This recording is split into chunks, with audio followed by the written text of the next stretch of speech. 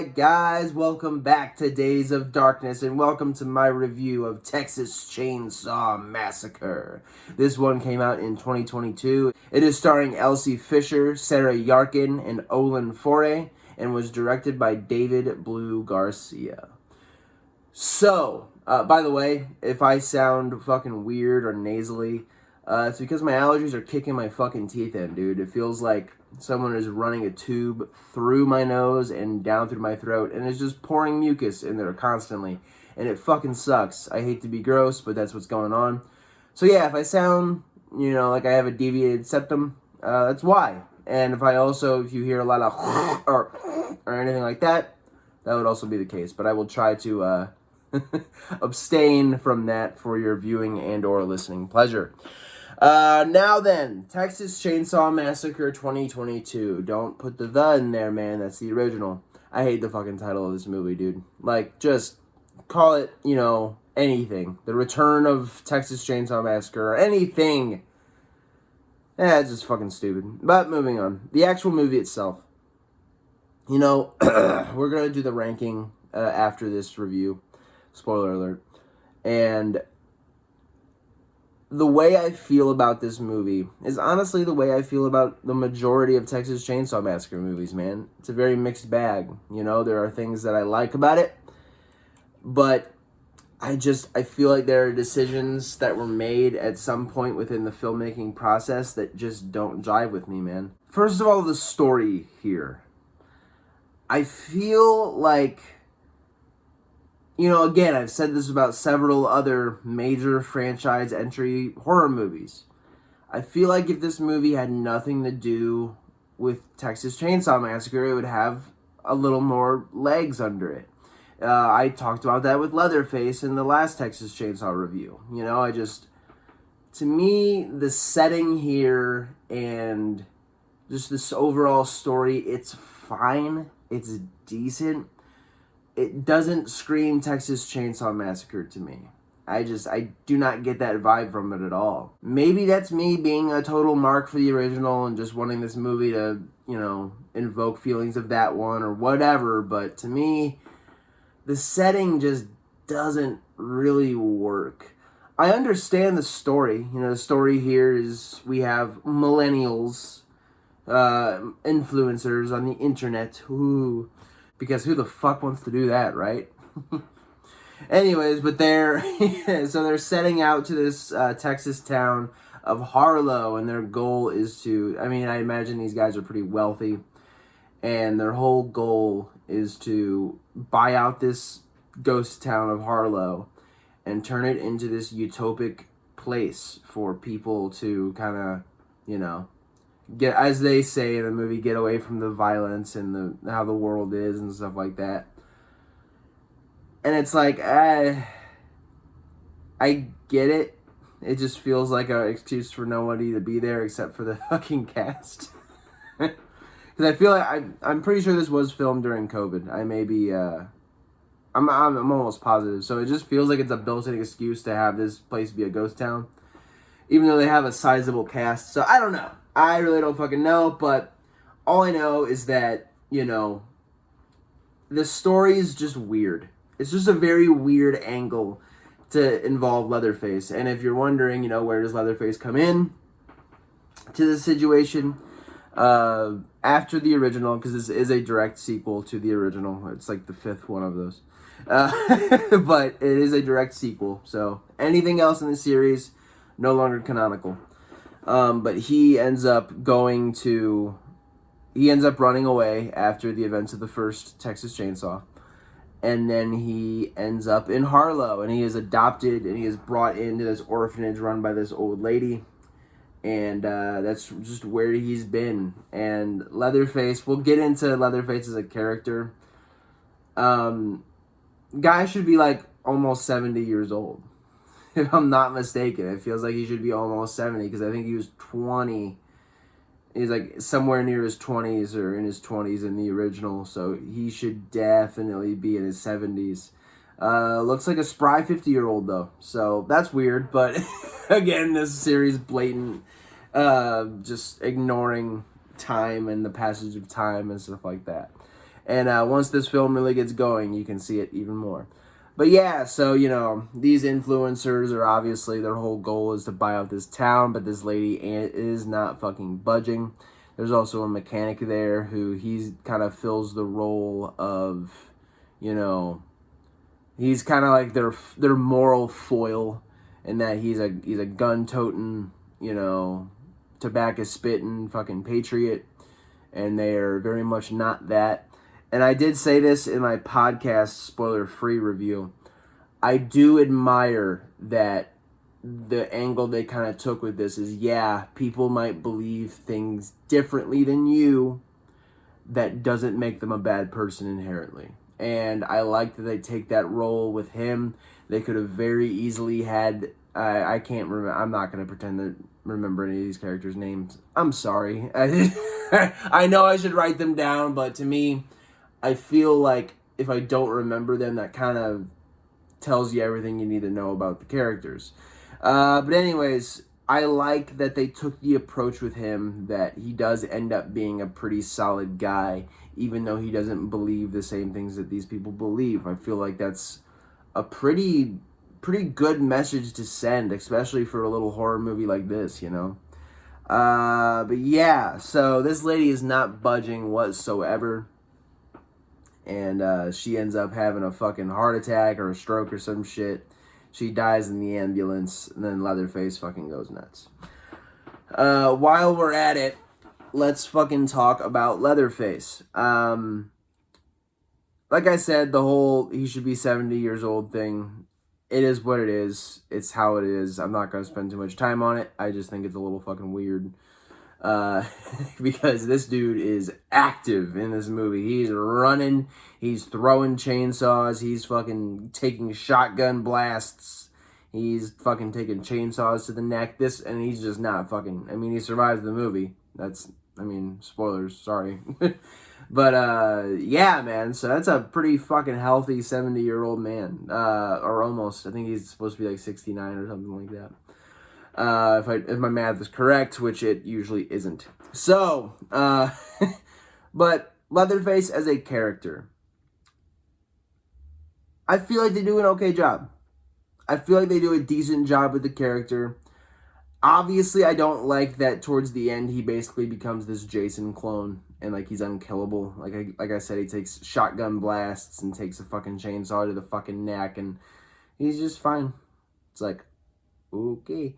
But yeah, man, as far as the mannerisms and all that, I like the fact that, when he reached this old lady, she kind of reformed him, and he's not wearing the skin masks anymore, and he is kind of just Jedediah. And, but as soon as she dies, again, he relies on her to survive. He needs someone who loves him to, survive and to keep going. And when she dies, we get a pissed off Leatherface in this. And as soon as she croaks, man, he just fucking goes berserk.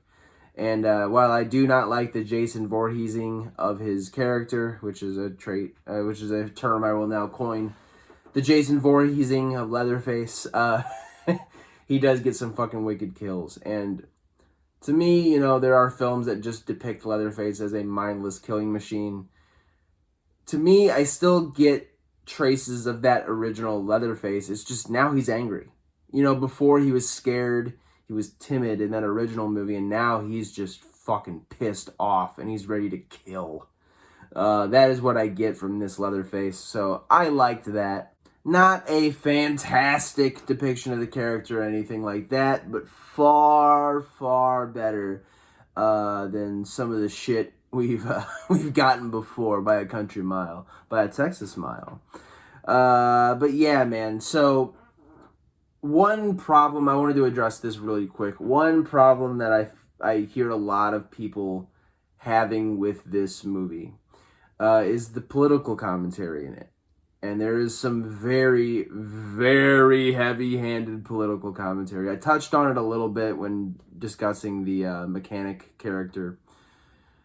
Richter, that's his fucking name, Richter. I'm betting that's the only character name I'm going to fucking remember. But I discussed it a little bit with the Richter character, but overall there is a very very topical, very topical commentary in this, and people hate it. People fucking hate that this movie has political commentary. And I can go one of two ways on this, because in the original, which, any big franchise, the original is like the holy grail, and you should strive to just do justice to that movie. In that original Texas Chainsaw Massacre, there was commentary. Very, very, very subtle commentary. It was not a prevalent theme of the movie like it is here. But it's there, and it's noticeable, especially if you watch this 100 fucking times like I have. And I feel like that was a big reason why they chose to have some commentary in this movie. I feel like they went really, really hard with it, though. And I don't think anything was done distastefully or anything. I think all of it, because our main final girl here is the survivor of a school shooting. And, obviously her big sister, who, like, people fucking hate. They hate that character. There are times where I'm kind of on her, but I don't hate that character nearly as much as other people do. But she's obviously very protective of her sister, who is, has survived this traumatic event. It seems like pretty recently, because it seems like she's like college age here. So it was pretty recent, and obviously when this Richter character comes up, like I said, gun-toting, tobacco-spitting patriot, obviously the older sister takes a pretty strong disliking towards him, especially when they realize that they're going to have to be dealing with him throughout the movie. But the younger sister starts hanging out with him, especially once her sister's being a fucking dick. And she starts, hanging out with Richter, and he actually ends up being not a bad guy at all. It's like, obviously the two have differing beliefs on things, but she's looking at one of his guns, and she asks him quite like, is it loaded? And he doesn't demean her, he doesn't insult her or anything like that. He does everything he can to make her feel safe with it. He unloads it and all that shit. And like, once he realizes that, she was a victim of this horrible mass shooting, he's sympathetic. He's not like an asshole.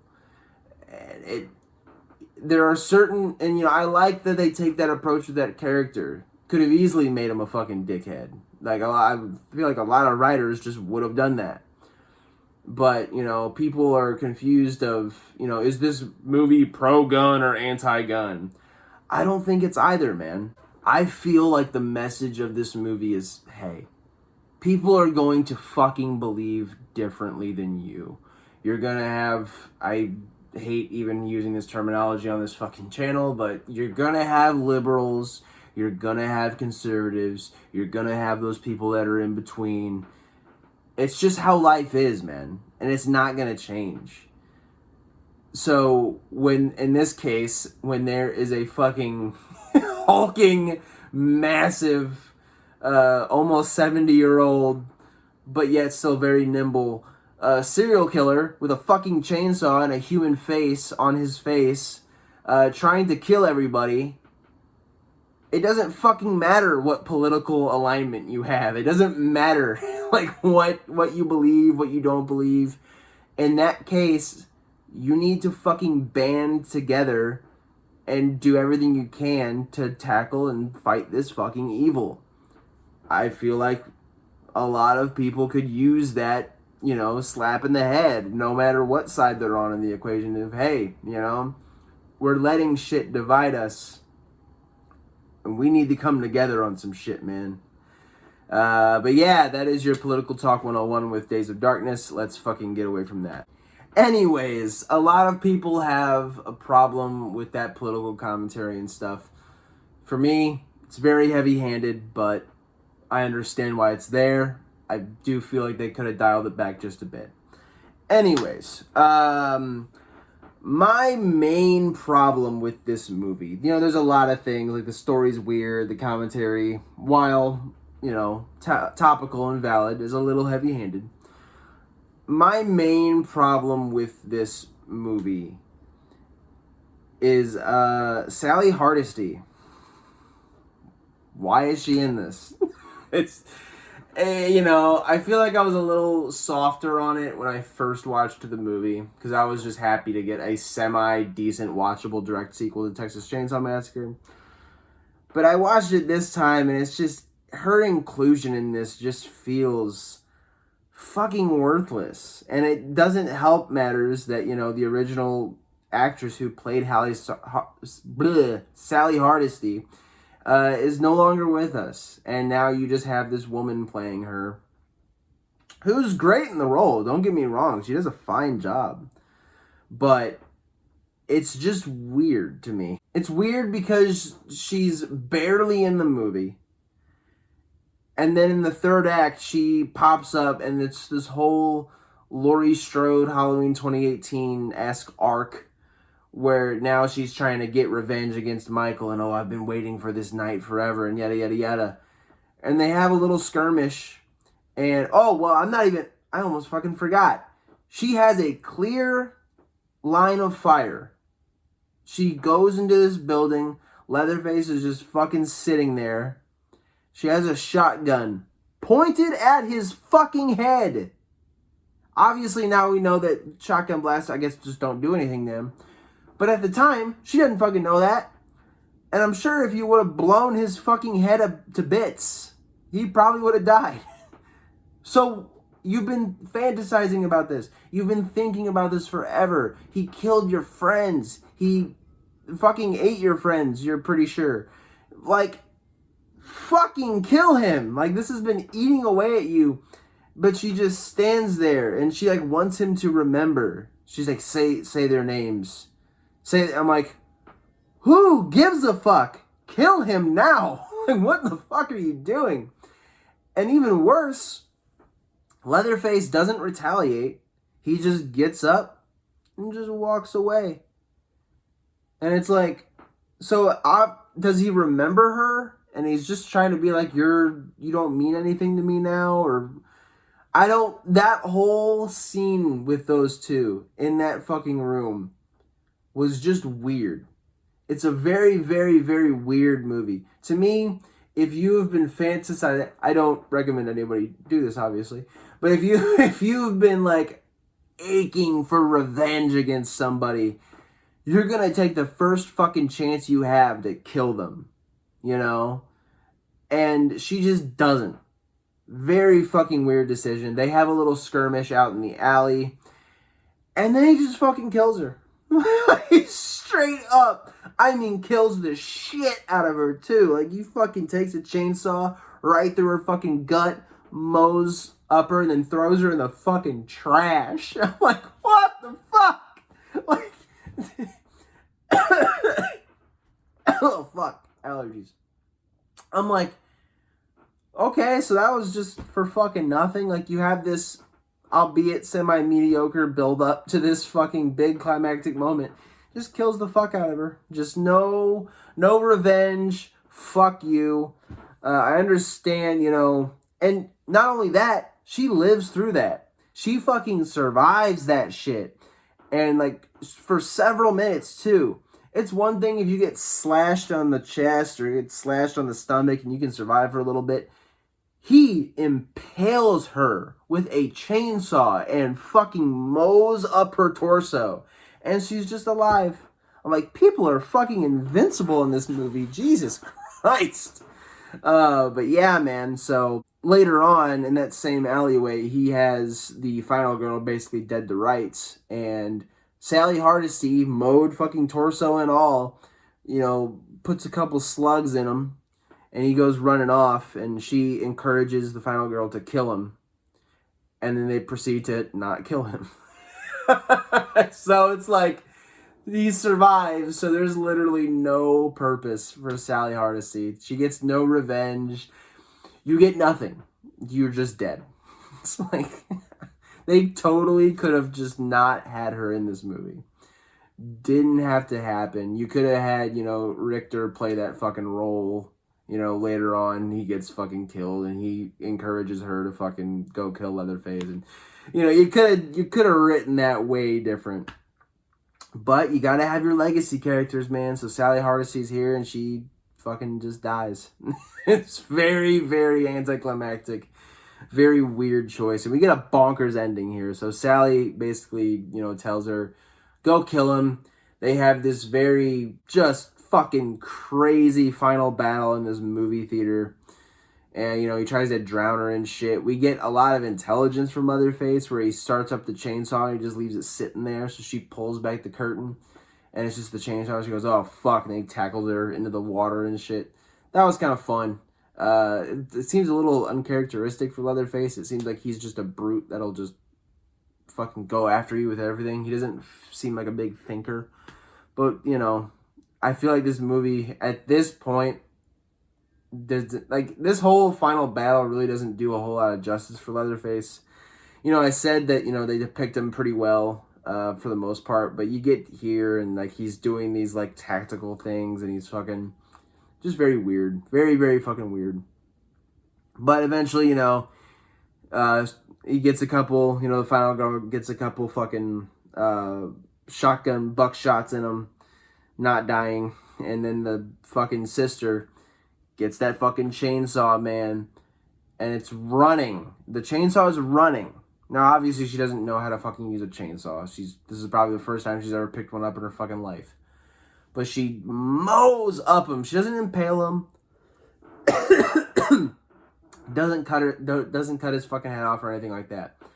She basically just uppercuts this fucking guy, and the chainsaw just goes boop and fucking knocks him out, essentially. I don't understand the logistics of that, but whatever. But he's very much so dead. He fucking sinks into the water and fucking, he's obviously sustained multiple shotgun blasts. And then I guess we're to believe that he got his throat slit or something by this chainsaw or whatever the fuck they were trying to convey there. And then he just sinks down to the bottom and you're like, okay, he's dead. And then they hop in their fucking motorized. They hop into their, I guess it's supposed to be a Tesla or something. I don't fucking know, but it's a self-driving car. Or it's a car that's capable of being self-driven. And they put the coordinates in and they just kind of sit there and let this very slow-moving car just kind of go. And then obviously Leatherface is not dead. Like I said, he survives this film.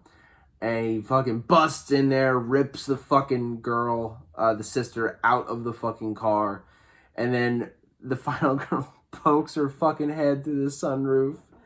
And she just sees her sister get her fucking head just mowed off by a fucking chainsaw. And Leatherface just holds it up. And he just kind of does this and looks at her. I'm like, oh my god. That was a pretty fucking cool ending. But it is the visual of her just slowly moving away. I understand it's obviously an homage to the original ending. And Leatherface even does his fucking dance at the end and shit. But just the visual of her just slowly moving away in this self-driving car and being like, ah! I don't know why, but it's fucking funny. And yeah, man, that'll do it for the review portion. It's just, I know it's probably a little scatterbrained because I'm fucking sick. But, man, mixed bag for sure. A lot of good things about this movie, but yikes. There's some stuff in this movie that just does not come off very well at all. But yeah, man, like I said, that'll do it for the review portion of the video. But you know what we gotta do now, baby? We gotta get into the blood, the guts, and the gory bits. And for the last time for the Texas Chainsaw series, we gotta get into my kill the film. Stick around.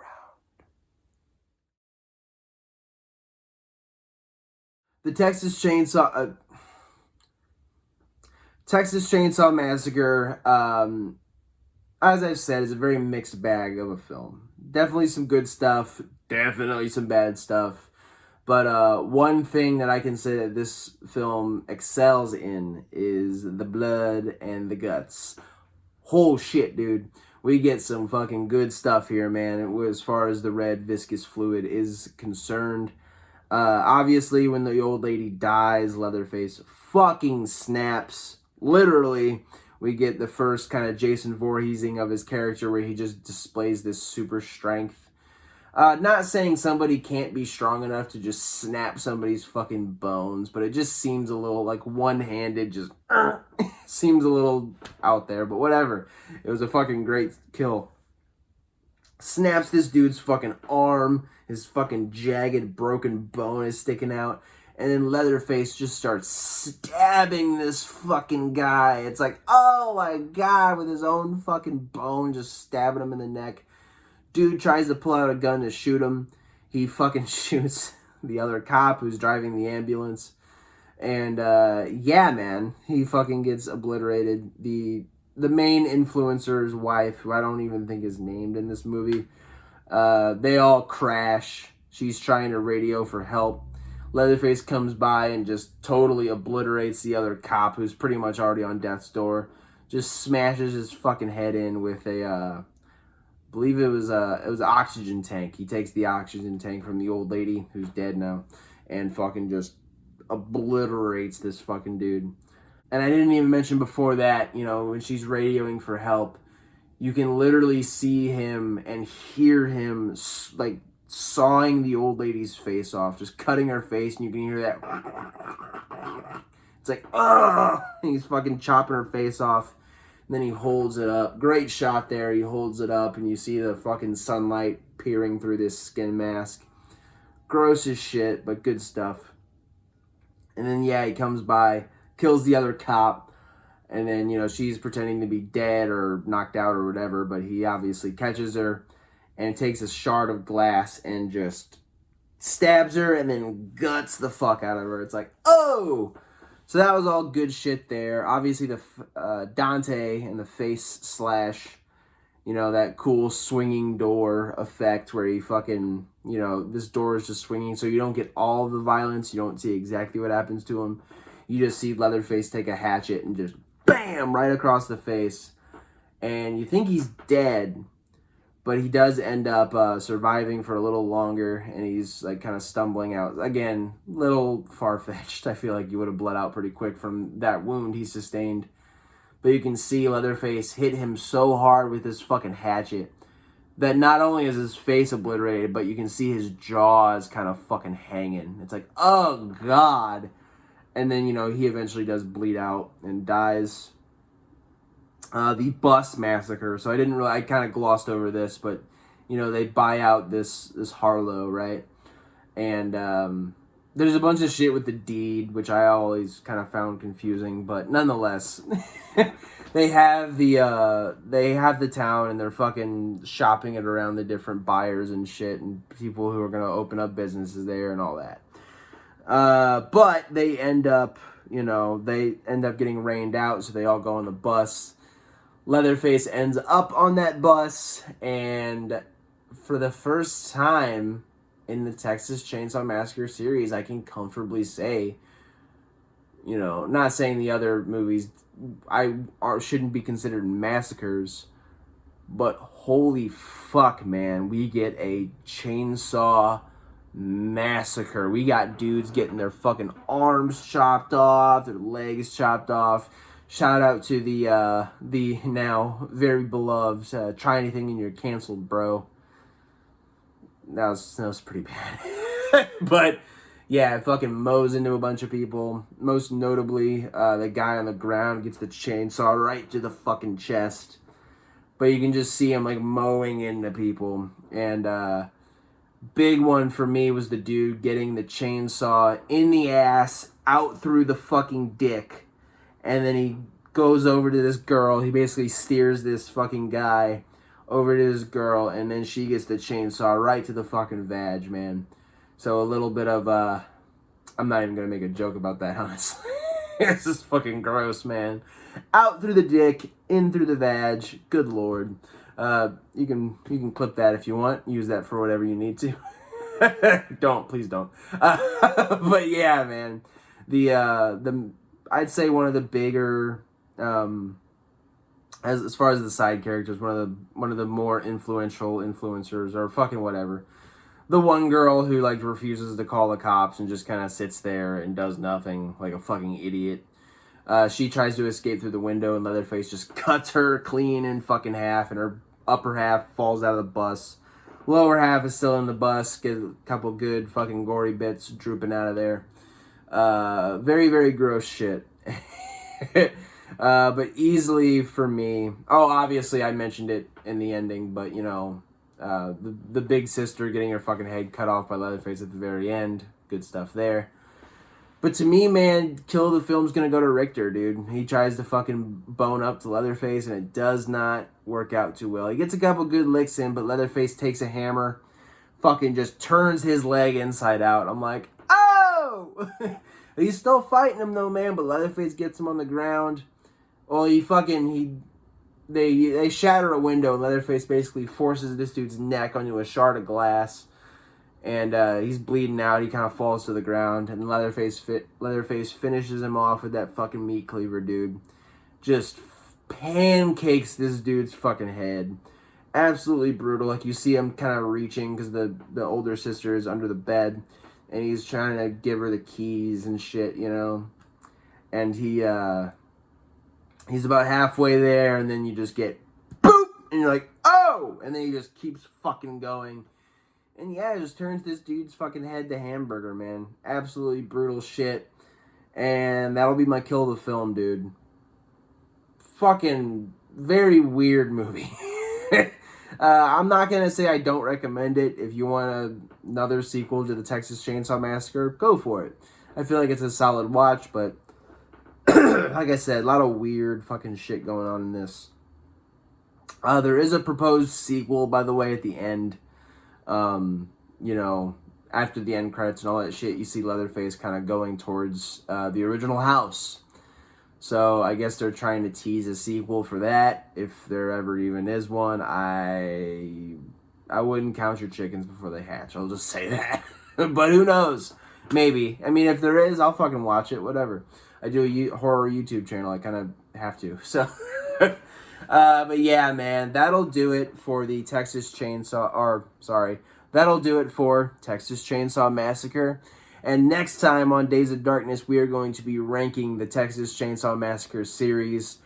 And I feel like that's going to be a very interesting list. I'm very curious to see where everything falls. And yeah, man, so let's make some people fucking mad. But until then, guys, thank you as always for stopping by, supporting the channel, and supporting the dream. Take care of yourselves, take care of each other, and as always, keep watching horror. Alright, guys, have a good day.